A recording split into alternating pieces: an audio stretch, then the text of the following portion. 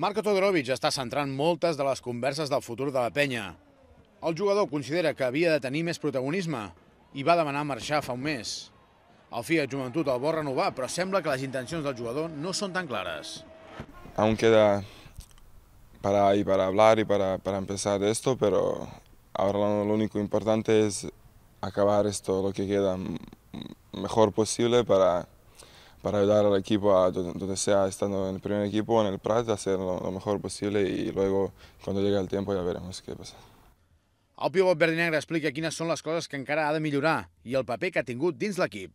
Bueno, pues en Levia esto es como segundo año, ya conozco la liga y pienso que estando aquí todo el año, ahora pienso que podría estar en un nivel más alto de lo que estoy en ACB también, pero sobre todo la intensidad del juego, la gente que se juega mucho más duro, la gente más grande, más dura, con más experiencia, y bueno, pues esto ganaré con el tiempo.